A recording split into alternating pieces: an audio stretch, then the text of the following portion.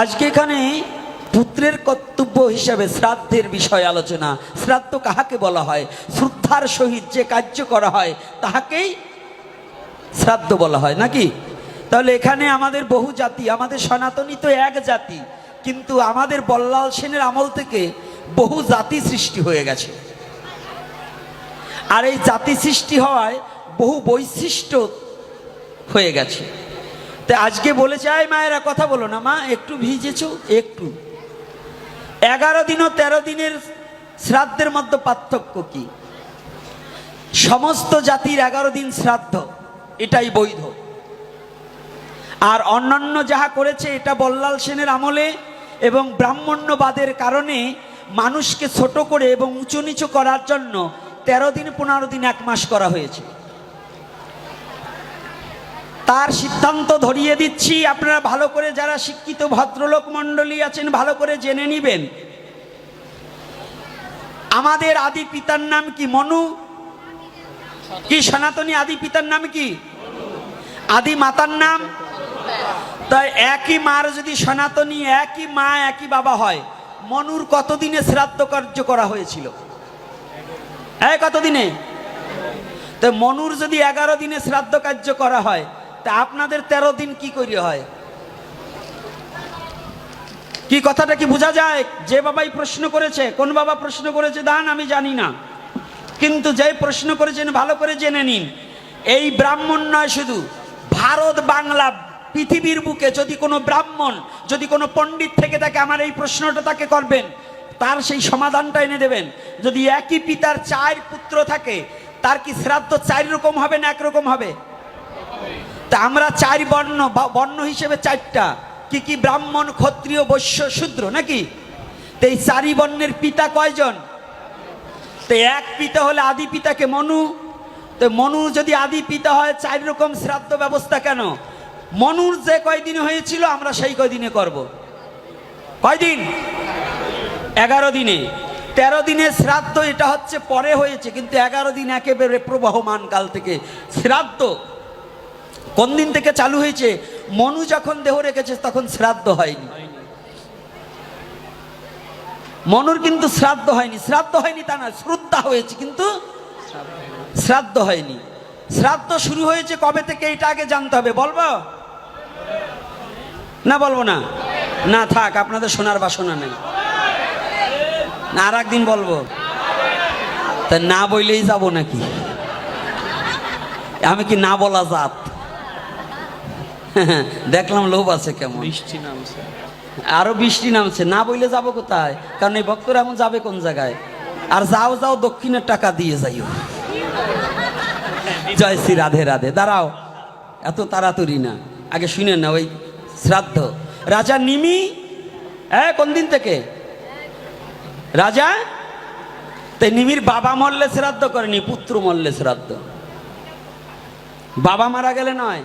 নিমির যেদিন পুত্র মারা যায়, তখন পুত্র মারা যায়, বাবা থাকতে পুত্র মারা যায়। ব্রহ্মহত্যা পাপ না থাকলে পুত্র মারা যেতে পারে না।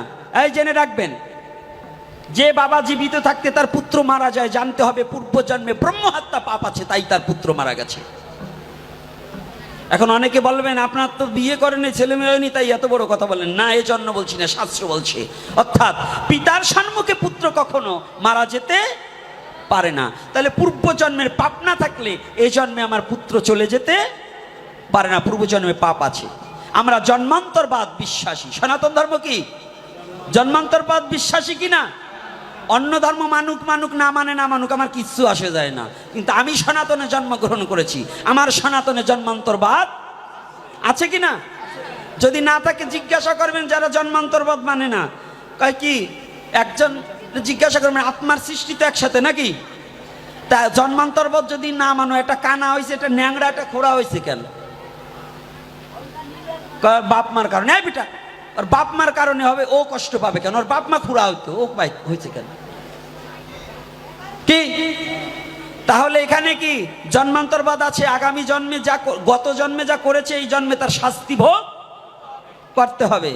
তাই রাজা নিমি পাপ কার্য করলেন, পাপের ফলে তার পুত্র মারা গেলেন। আর্য মহর্ষিদের কাছে গেলেন, আমার এখন করণীয় কি? আর্য মহর্ষিরা ধার্য করলেন, হে রাজা নিমি, করি বর্ণনা, এই পাপ থেকে মুক্ত পাইতে হইলে শ্রদ্ধার সহিত দান করিতে হবে। তখন দান করলেন। শ্রাদ্ধের 3 ভাগের 2 ভাগই হচ্ছে দানের মন্ত্র। ভূমি দান করো, বস্ত্র দান করো, লেপ্তসুখ দান করো, চৌকি দান করো, খাট দান করো। কি দান আছে কিনা? এই আছে কিনা? যদি বড় লোক বাড়ি হয় তাহলে চুষিয়ে খাওয়ার ভালো কায়দা হয়। এক শ্রাদ্ধতে 1 বছর কাটানো যায়। যদি ভালো ব্যবসায়িক বাড়ি পায় দেখবেন ফদ্দ বড় করে দেয়। আর যদি গরিব মানুষের শ্রাদ্ধ হয় তো একটু কম দেয়, দেয় না? তাহলে কি এখন শ্রাদ্ধের মধ্যেও কি ছোট বড় আছে নাকি? আছে নাকি? এই কর্তারা কথা বলেন না কেন? তাহলে আমরা সনাতনী, আমাদের মত থাকবে কয়টা? কয়টা? আমরা সনাতনী, শ্রাদ্ধ থাকবে কয় ভাগে? কয় ভাগে? তাহলে যারা 11 দিন মানে না ওদের বাড়ি যেয়ে খাওয়াও যাবে না। কথাটা বোঝেন নাই? কারণ ওরা তো আমার প্রভুকেই মানে না। মহাপ্রভুকে যারা মানে না তাদের সাথে আমাদের কোনো সম্পর্ক থাকতে পারে না। পরিষ্কার। তাহলে এইবার 13 দিনের কোনো শ্রাদ্ধ আগে করেছে, এটা বর্ণবাদের কারণে করেছে, কিন্তু এখন আমরা ওটা মানি না, নাকি? বাবা পাঠক বাবারা বইলেন একটু মাঝে মাঝে। এইবার বলছে কোন দিনে মাছ দেওয়া যায়? শ্রাদ্ধের উদ্দেশ্যে কোনো মৎস্য দান করা বৈধ নয় এই কলির যুগে। অন্য যুগে মাংস দেওয়া ছিল, অন্য যুগে মাংস দিয়েও শ্রাদ্ধ কার্য ছিল। আচ্ছা, আপনাদের কাছে একটা কথা বলি, ঈশ্বর চাচা এক সময় আমাদের প্রধানমন্ত্রী ছিল না? এই ছিল কিনা? ঘোষণা দিয়েছিল 6 ইঞ্চি পাট নেবে। আমরাও সেই সময় ওই ছোট ছোট পাট জাগ দিয়ে বেচছিলাম, কাঁঠাল কিনে খাইছিলাম, আমার মনে আছে। আচ্ছা, তাহলে এখন বলুন, এখন যদি ঈশ্বর চাচার আইন মানতে যান হবে? এই হবে? এখন কার আইন মানবেন? মাননীয় প্রধানমন্ত্রী বঙ্গবন্ধু কন্যা দেশরত্ন শেখ হাসিনা, তাই তো? আচ্ছা, যদি শেখ হাসিনার আইন কেউ না মানে সে কি হবে? না, রাজদ্রোহী। রাষ্ট্রদ্রোহী না, রাজদ্রোহী। আর যদি বাংলাদেশকে কেউ না মানে তাহলে সে রাষ্ট্রদ্রোহী, দেশদ্রোহী। আর যদি রাজাকে না মানে তাহলে রাজদ্রোহী। তাই এই কলির যুগে জন্মগ্রহণ করে যে আমার মহাপ্রভুকে মানে না, ও তো রাজদ্রোহী। অর্থাৎ সনাতন ধর্মের যুগ কয়টা? এই কলির যুগের অবতারকে, এই কলির যুগের যুগ অবতারকে 100 অবতার হোক, কিন্তু যুগ অবতার মহাপ্রভু। 5000 অবতার হোক, কলির যুগের যুগ অবতার মহাপ্রভু। মহাপ্রভু ভিন্ন কোনো যুগ অবতার নেই। যত যুগ অবতার লেখালেখি হোক না কেন, ওগুলো ক্ষণ অবতার, যুগ অবতার নয়। সত্য যুগে যুগ অবতার একজন ছিল, কিন্তু সত্য যুগে অনেক যুগ ক্ষণ অবতার এসেছে। নৃসিংহ অবতার কোন যুগে? বামন অবতার কোন যুগে? পরশুরাম অবতার কোন যুগে? বরাহু অবতার কোন যুগে? কুর্ম অবতার কোন যুগে? সত্য যুগে। কিন্তু সত্য যুগের একমাত্র যুগ অবতার কে? নারায়ণ, নাকি? সত্য যুগে ছিলেন হরি, তিতায় রাম ধনুকধারী, দাপরেতে কৃষ্ণ, কলিতে গৌর হরি। তো এই কলির যুগে জন্মগ্রহণ করে গৌর হরিকে যে অস্বীকার করে, জানিয়ে রাখিবে তার জন্মে ত্রুটি আছে।